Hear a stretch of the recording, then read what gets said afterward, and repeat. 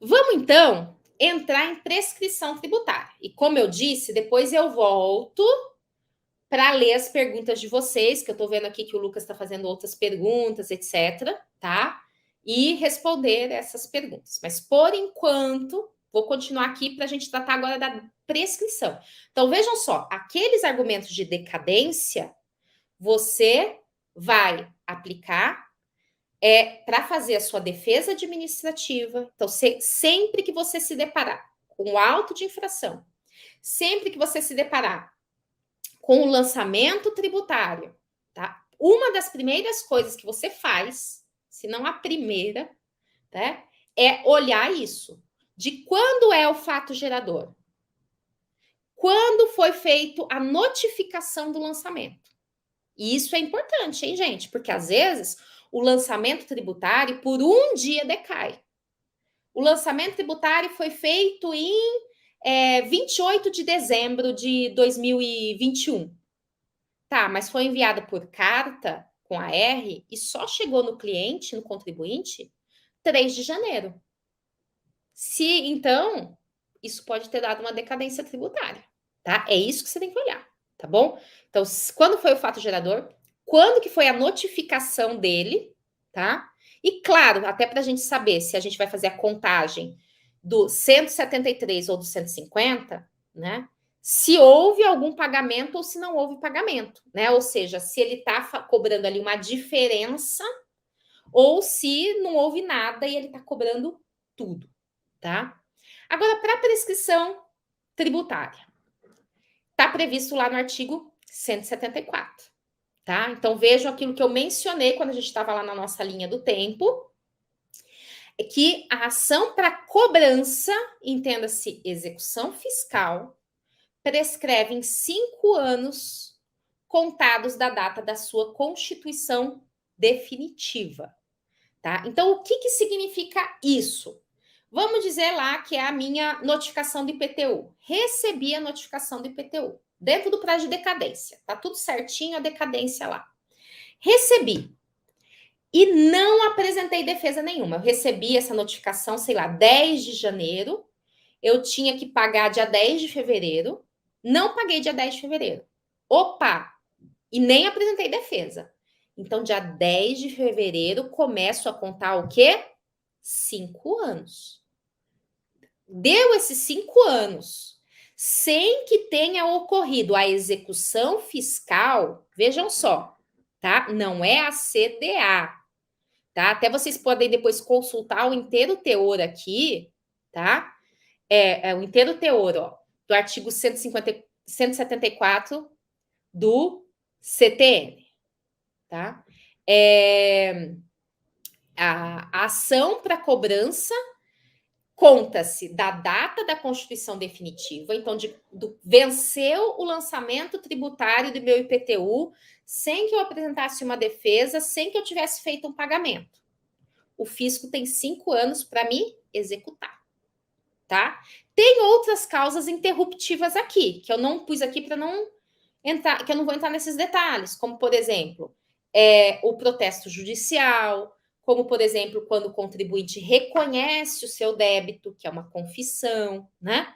Mas, olhando aqui, né, o que, que nós temos?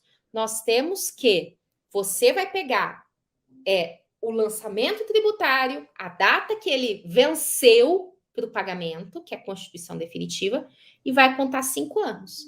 Se não houve a execução ali, o despacho que ordena a execução, você vai ter a prescrição tributária, tá? Então, e como eu falei, CDA no meio do caminho, nada disso altera, tá? O que altera é se houve um parcelamento, tá? Houve parcelamento tributário, opa, então interrompeu a prescrição também. Então, a gente tem a prescrição, certo? Que é 5 anos contados da data do vencimento do tributo, né? Do lançamento do IPTU, por exemplo, ou se teve uma defesa administrativa, 5 anos da decisão final, né? Desse processo administrativo aí. A partir desse instante, né? Que não está mais sendo discutido administrativamente, 5 anos para entrar com a execução fiscal, tá? Que se interrompe se houver o quê? Se houver parcelamento pelo contribuinte, que é uma das causas mais comuns de interrupção, tá bom? E se interrompe também, como nós vimos aqui, com o despacho que ordena a citação. Então, vamos pensar agora na segunda etapa, tá? Uma outra etapa ainda, que é uma outra prescrição. Prescrição para redirecionamento. O fisco, tá? Olha aqui, né? O fisco, nesse exemplo que eu coloquei, em março de 2015, propôs a execução, tá? Dentro do prazo prescricional, tudo bonitinho. Estou partindo dessa premissa. E aí, o despacho que ordenou a citação foi 30 de maio de 2015. O que o 174, parágrafo único, fala? Que o despacho que ordena a prescrição, que ordena a citação, interrompe a prescrição. Então, o fisco entrou, vamos dizer, contra a empresa, contra a minha loja de copos. Ele entrou lá e houve o despacho ordenando a citação em maio de 2015. A partir daí, tem o quê? Uma interrupção, ou seja, um recomeço. Então, para o fisco falar assim, de repente, nossa, a Fabiana vai ser responsabilizada também, porque a Fabiana vendeu esses copos sem nota fiscal, e vender sem nota fiscal é um dolo, é uma fraude, é um ilícito. Não concordo com isso, tá? Mas o fisco alega essas coisas. Então, eu quero redirecionar para a Fabiana, né? Então, ele vem querer redirecionar para mim. O prazo para ele redirecionar para mim é de 5 anos contados do quê? 5 anos contados desse despacho. Então, o fisco não tem um prazo infinito para fazer o redirecionamento da execução fiscal. O prazo para redirecionar para os sócios, tá? E tem toda uma outra discussão que eu não vou entrar aqui, que é a necessidade de instaurar um incidente de desconsideração da personalidade jurídica, tal, né? Mas o prazo para ele fazer isso é de 5 anos do despacho que ordena a citação, exceto se houve uma dissolução irregular depois, tá? Então vamos dizer que chegou aqui em 2019, eu faço uma dissolução irregular da empresa. O que significa? Significa eu dar baixa irregular da empresa, sabe? Não faço tudo corretamente, não pago as dívidas, obviamente, não tinha dinheiro, pego o patrimônio da empresa que tinha, já divido entre os sócios, etc. Opa, isso é segundo o entendimento do STJ, isso é um fato ilícito praticado posteriormente. Então, o fisco não tinha como pretender fazer o redirecionamento antes, se não tinha nenhum ilícito, se a empresa estava tudo regular.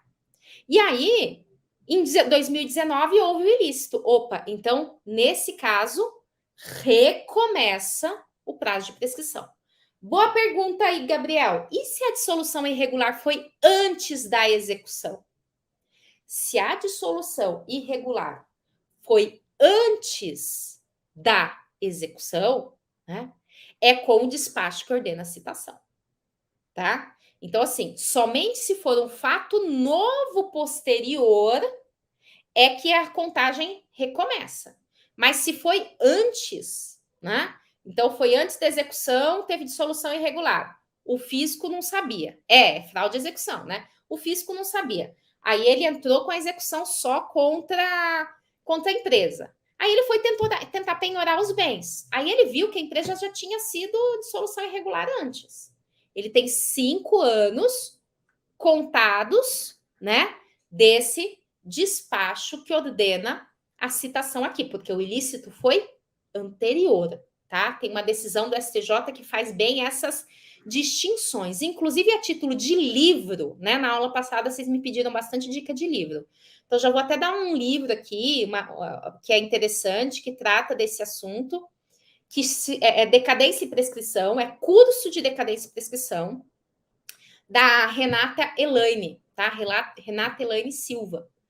Ela tem um livro que traz bem bacana esses critérios também, tá joia? Né? Fica aí de dica para vocês.